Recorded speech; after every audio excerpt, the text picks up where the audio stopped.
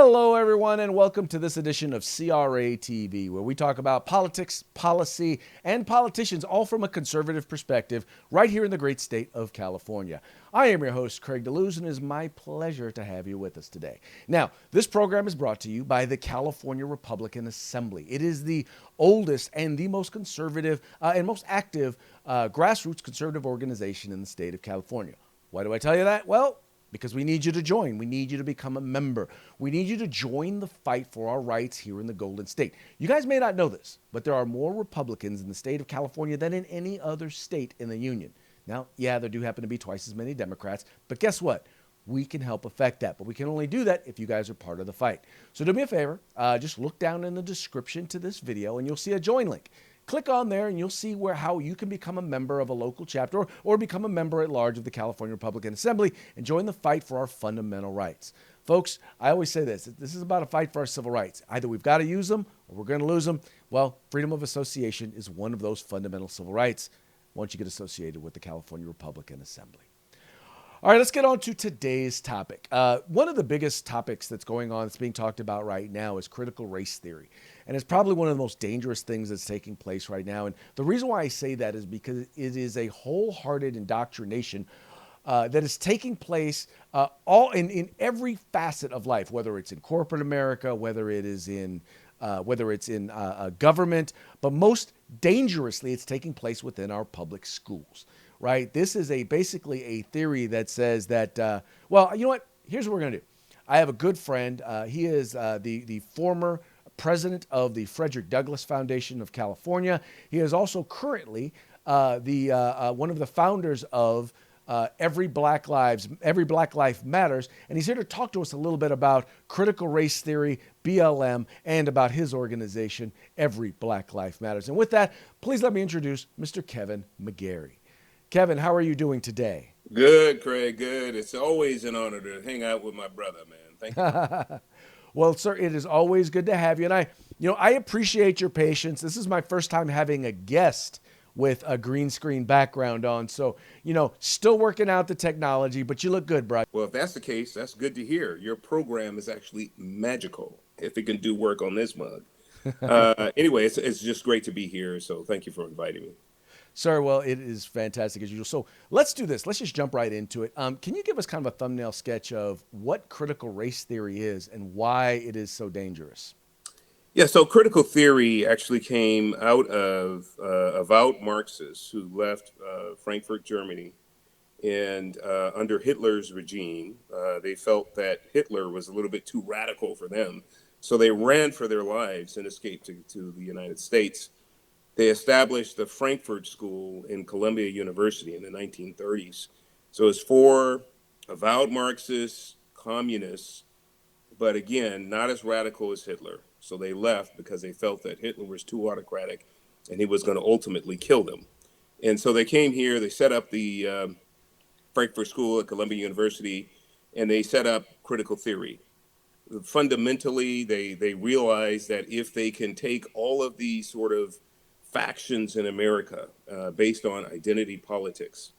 So if they can take, the first thing that they worked with was critical legal theory. And then they looked at critical race theory. And then now we're looking at critical gender theory, critical queer theory, and all of these other critical theories. So fundamentally what they are, critical theory is the whole idea that you want to supplant the hegemony. Hegemony is an ideological, is the prevailing ideological mindset. So the ideological mindset. By the way, thank you for defining or clarifying that $20 word. I'm just saying, bro. Yeah, because they throw out these words too, and it's like, what? I'm glad you didn't ask me to spell it. So the hegemony is the prevailing ideological mindset. And so what they want to do is disrupt and sort of supplant the ideological mindset around race. They feel that race is white and, rich white men who basically have the fundamentals of the American ideological frame. And so from their perspective, if they can come up with a way that would undermine, if you will, the hegemony, then they could have this sort of class conflict. They can bring about race wars, so to speak. In the same way, they want to do it with critical queer theory, with critical legal theory, with critical gender theory, and all of these other factions that we have in America. Right now, to be clear, to get people help people to understand a lot of this literally when we talk about coming from Marxism, it's all about class. And Yep. literally what you do is if you take a lot of Marxist writings, including the Communist Manifesto, you just take out class and you put in race, and it's almost all the same exact stuff. And to be clear, folks, look, their whole goal is to tear the system down, right? They want to tear the system down in hopes that something magically new will come from it. Absolutely. They're always after a utopia, right? I mean, fundamentally, they think that capitalism, and free markets, and free will is should be supplanted by a state-run, state planning, and usurp the free will of the individual for the state. So these people, fundamentally, this ideology is evil. It does produce class conflict. I mean, that's what it's trying to do, is produce class conflict. In the same way that Marx used proletariat and bourgeoisie to create conflict between the supposed upper class and the lower classes, um, they've just changed the words, and they say fundamentally CRT is looking at the oppressor and the oppressed. And so fundamentally, if you're white, if you're European appearance, or you have European heritage, you're Caucasian in any way, shape, or form, you are an oppressor. And guess what? The thing with CRT is there's nothing you could do about it. You're completely irredeemable. You're racist. You're a white supremacist. Um, and there's nothing you can do. You can't appease. You can't assuage. You can't negotiate with. Um, and so the thing is we have a lot of our brothers and sisters who do carry around a certain amount of guilt for what happened in the past. But the thing is, you can't negotiate with these CRT proponents, these talking heads that are telling you that you have to, bow and kneel and feel guilty and walk in shame. There's nothing you can do to appease them. So even if you give them what they want, you're still at the end of the day going to be white. Right. And So the thing that they're shooting for is they're not shooting for equality. Keep in mind, equality is not what they want. They want equity. And equity is the magic word. Equity is I want whatever it takes to make my outcomes the same as your outcomes, right? Whatever it takes to make black people's outcomes the same as white people. So their whole goal is outcome based. Now, here's the fundamental problem with that. We're all individuals, right, right? You and I don't have an equal outcome. right, Trust me, I've been in your house. I know yeah, where you live. Look, you're doing quite well. I'm not, and I ain't right, mad at you. I'm proud of you, right? right. But we're both black men, but we have different outcomes. And so the idea of pushing for equal outcome for everybody is just what it means is they're going to keep continuing to ask for more and more until eventually people say, no, we're not giving up anymore. And that's when it makes it okay to tear the system down. And that's what their eventual goal is, with the hopes that magically something better will come from it. Yeah, well, so there's a lot of things wrong with CRT. Fundamentally, if you're a person of faith, it says that whites are irredeemable. Now, here's the problem with that. We know, if we're a person of faith, that Jesus came to redeem all. So fundamentally, that just doesn't work if you're a person of faith. Now, if you're not a person of faith, here's the thing I'd like you to consider. We said that we should not, no, first of all, we said that uh, young men that are in jail and that have been in jail for a long time for heinous things that they may have done 10, 15, 20 years ago, we should have compassion on them as they come to the end of their sentences, and we should try to welcome them back in our communities and reunite them. We should be embracing of them. We should try to redeem them, give them jobs and whatever it takes. So we're saying that some of the worst and most hardened criminals should have redemption. I happen to agree. That's fine. Um, then we had 9/11, and we were told, look, do not overlay guilt on all Muslims or people of Middle Eastern descent, because They're not all responsible for it. You can't have these gross generalizations and accusations against this particular ethnic group. It's unfair, and we shouldn't do it. And I happen to agree with that. Then, with lately, we've seen what's happened with the Asian community. We do have a virus that's come from China, and it is important that we do not try to overlay guilt or shame or any of our frustrations on people who happen to be of Asian descent. I happen to agree with that. But with CRT, what we're saying about whites in America is, look, I don't care, you just show up. You need to be canceled. You're privileged. You're a supremacist. We are going to overlay guilt and generalizations on all whites. You all need to be canceled. Excuse me? How do you understand what I'm saying here? I mean, we're carving out these other instances where it is unfair to characterize an entire ethnic group. But when it comes to whites in America, oh, yeah, all of them guilty.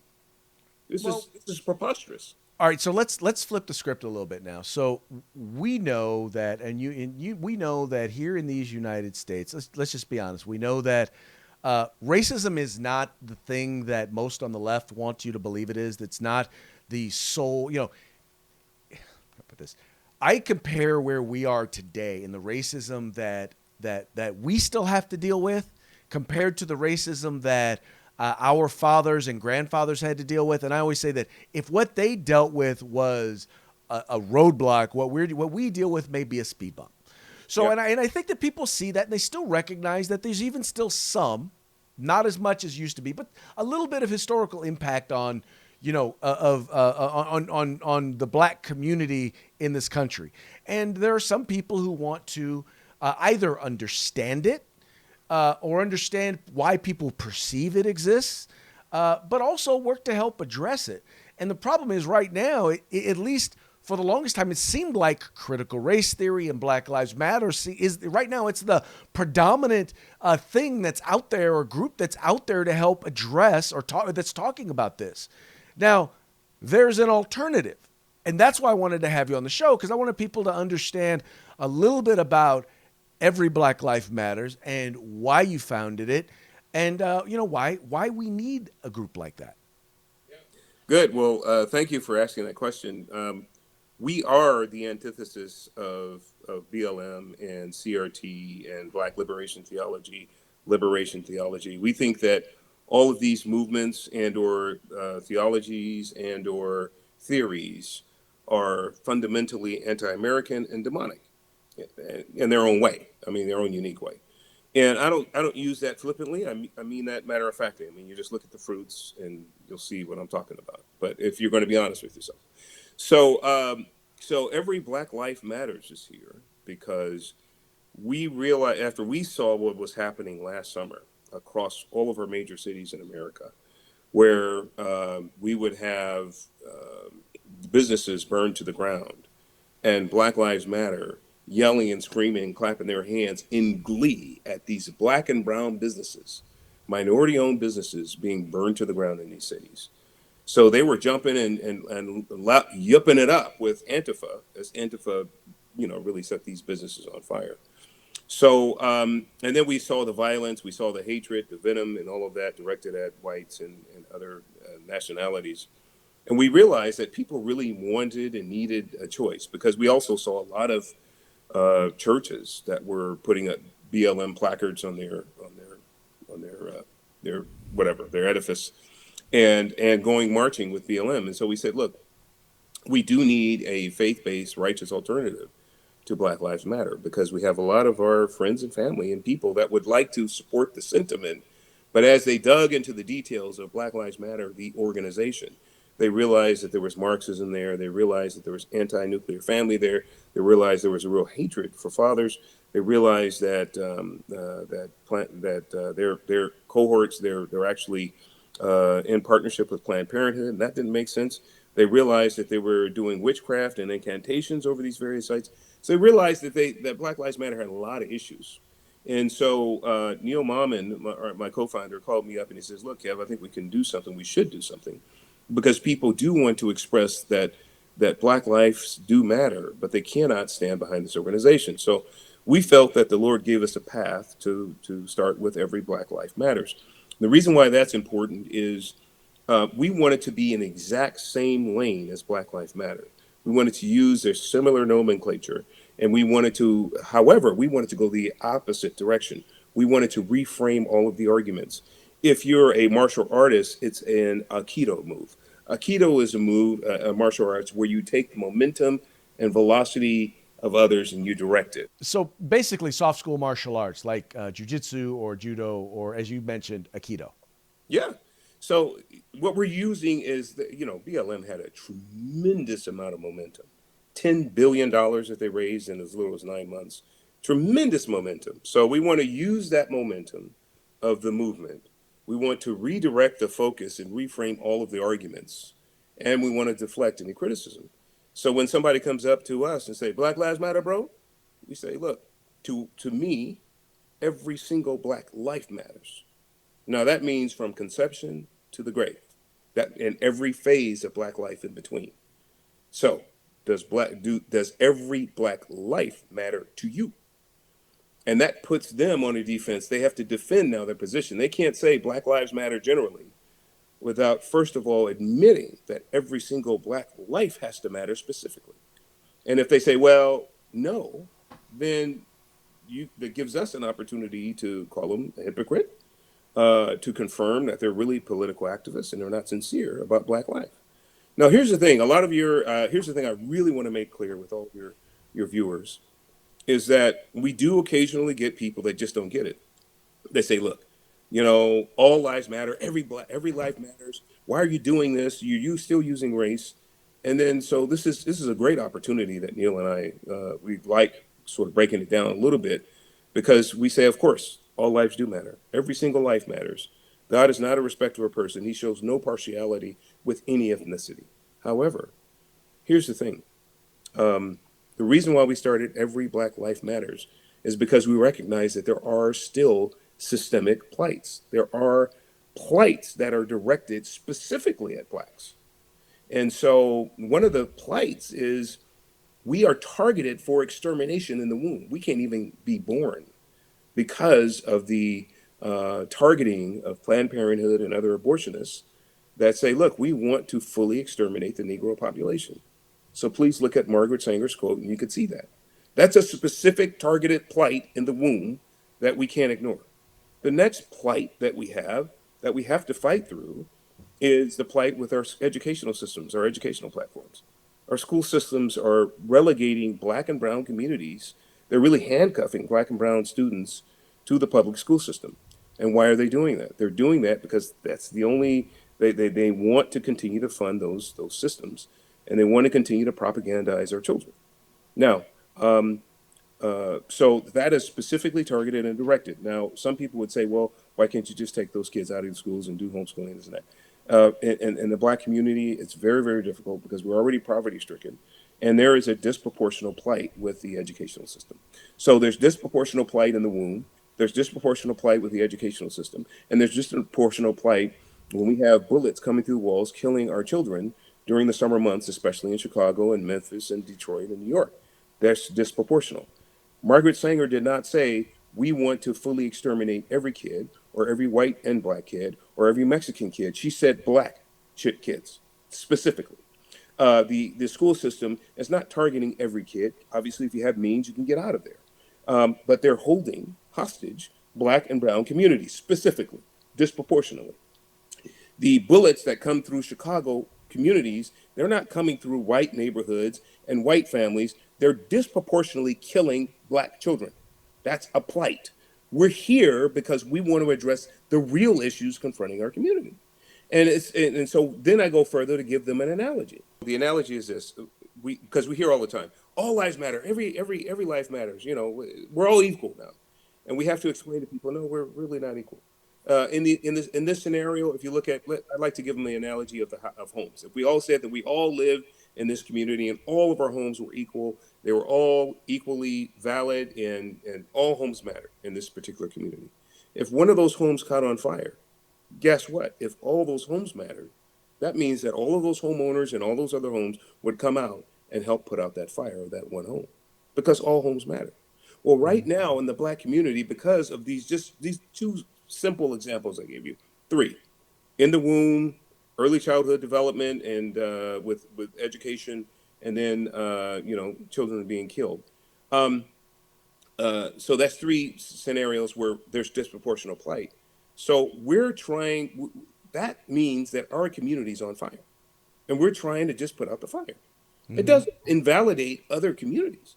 It just Right. means that if all of our lives mattered, then this is where the fire is. Let's all work together. Well, and I think one of the very important things about what you're talking about is what you're talking about is addressing issues, not addressing people. In other words, you're not attacking, saying, okay, well, this is because America is racist. No, it's because there are certain things, certain commonalities in particular communities that are leading to this. Let's address those commonalities. Let's address those underlying issues. Let's not say it's not because America is racist. It's because we recognize that there are some systemic, fundamental issues that need to be addressed, and those happen to be predominant in particular communities. So let's address it in those communities. And that's what you're focusing on. You're saying there are some issues that are disproportionately affecting certain communities. Let's work together to deal with the underlying fundamental issues. And that's the reason why I think the work you're doing is so important. Do me a favor, let folks know how they can get a hold of you, how they can learn more about Every Black Life Matters.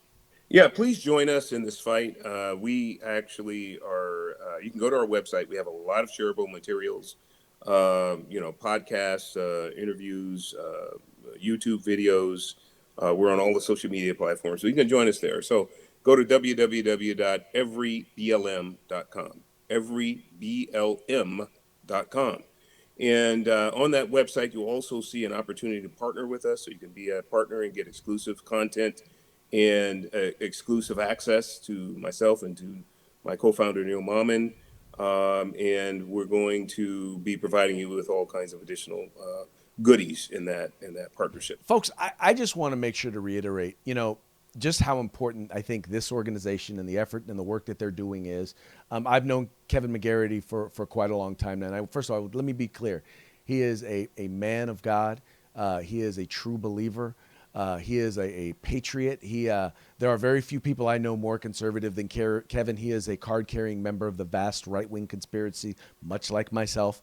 But here's the thing, and I've run into this oftentimes being, because I was president of the California Black Republican Council. I headed the Republican Ethnic Coalition. The point behind it is this. It's not about changing the values of the party, but it's about helping people who identify in those areas, right? Who don't traditionally vote Republican, to help them to understand how the values and the political positions that we hold, how those things can help address these systemic and fundamental issues in their community.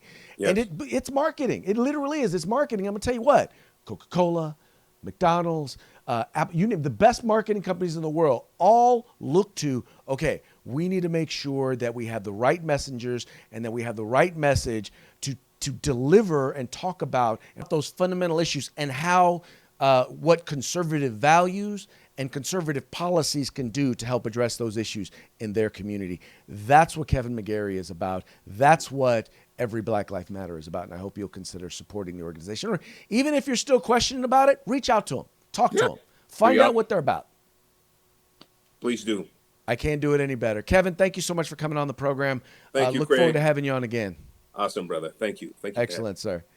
All right, folks. Well, hey, that's going to be it for this edition of CRATV. We very much appreciate you tuning in. We appreciate you liking and sharing the program and telling your friends about the California Republican Assembly. We are the conscience of the Republican Party. We'll talk to you guys again real soon.